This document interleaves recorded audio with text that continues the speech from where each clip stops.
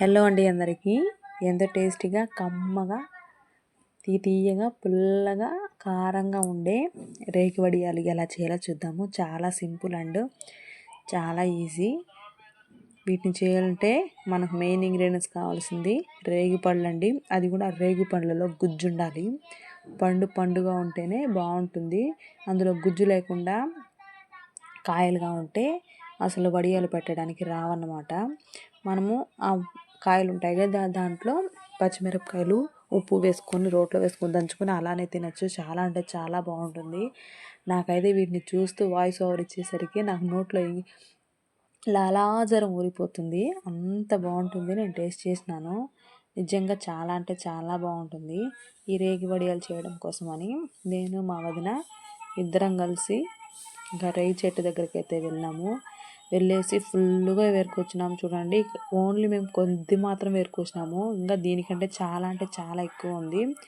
మేము చిన్నపిల్లలప్పుడు అయితే పిల్లోళ్ళు అస్సలు కొంచెం సేపు కూడా గ్యాప్ పెట్టేవాళ్ళు కాదు. ఆ చెట్టు దగ్గర 1 అవర్కి ఒకసారి 2 అవర్స్కి ఒకసారి వెళ్ళి చెట్లు కింద పడినవన్నీ ఏరుకొని వచ్చేవాళ్ళము.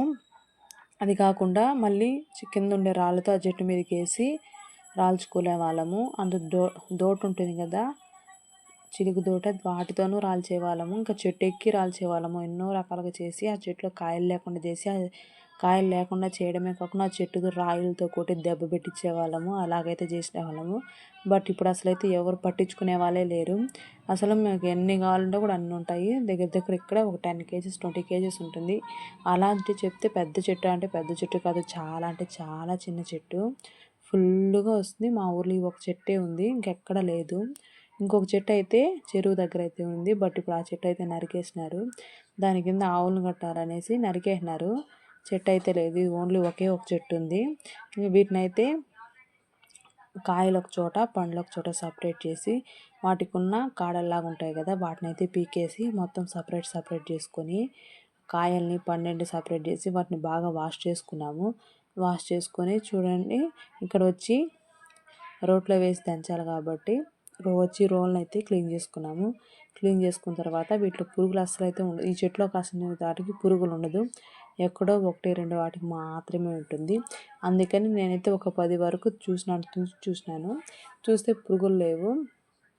సరే అయితే ఇంకా కడుక్కున్న రోల్లోకి జీలకర్ర, ఉప్పు, కారం వేసుకొని బాగా నున్నగా నూరుకోవాలి.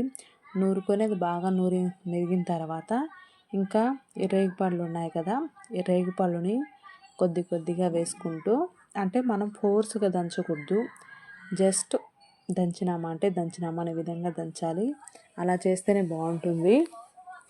లేదంటే గింజ అంతా నలిగిపోయి టేస్ట్ అంతా ఉండదు. గింజగానే ఉండాలి, కానీ పండు మాత్రము గుజ్జుగా బాగుండాలి. అలా చేస్తేనే బాగుంటుంది. గుజ్జు చేసుకుని ఈ విధంగా వడతడితే అంటే వడియాలు చేస్తే రావాలన్నమాట. ఫస్ట్ నేనైతే పళ్ళే వేసుకొని బాగా అయితే గుజ్జులాగా అయితే బాగా దంచుకొని ఒక ప్లేట్లోకి అయితే తీసుకున్నాను అనమాట. దాని తర్వాత కాయలు అంటే ఫస్ట్ పండ్లు కాయలు సపరేట్ చేసుకున్నాను కదా.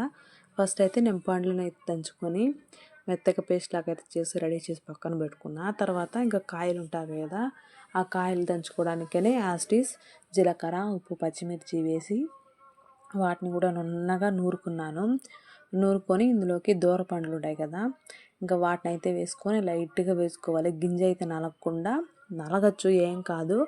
బట్ అంత టేస్ట్ అనిపించదు గింజ పగిలితే. కాబట్టి గింజ పగలకుండా వాటిని మెల్లగా రోకలతో వేసుకొని దంచుకుంటూ మొత్తం బాగా కలిసేంత వరకు దంచుకోవాలి. దంచుకున్న తర్వాత రెండింటిని సపరేట్ ప్లేట్లలో పెట్టుకున్నాను. ఇంకా వీటిని వడియాల్లాగా చేయాలి కాబట్టి ఆ ప్లేట్లు తీసుకొని ఇంకా మేడ మీదకి అయితే వచ్చేసినాను. మా ఇంట్లో ఉండే అన్నిటికంటే పెద్ద ప్లేట్స్ ఇవే. పెద్ద ప్లేట్స్ని తీసుకొని ఇంకా వాటిని వడల్లాగా చేసుకోవాలి.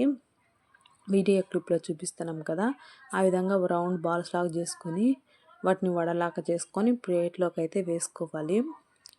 ఇది వచ్చి పండుతో చేసినవి. కాయలతో చేసినవి అయితే అసలు వంట చుట్టడానికే రావట్లేదు. నేను అలానే ఎండబెట్టేసినాను. బట్ అలానే ఎండబెట్టినా కూడా వాటిని చప్పరిస్తే భలే పుల్లగా జీలకర్ర ఫ్లేవర్ అయితే నోటికి అలా తగులుతుంటే భలే అంటే భలే ఉంది. చాలా అంటే చాలా బాగుంది.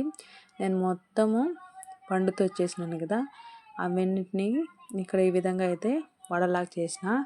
నెక్స్ట్ ఇది వచ్చి దోరగాయలు ఉన్నాయి కదా, అవి దోరగాయలు మా వదినకి భలే పిచ్చి అనమాట. నెల్లికాయలు, రేగ్గాయలు, నెక్స్ట్ నిమ్మకాయలు, చీనికాయలు, కిచిలికాయలు, ఇవన్నీ భలే పిచ్చి. ఇంక అవే తినమన్నా కూడా తింటుంది, ఫుడ్ తినకుండా కూడా.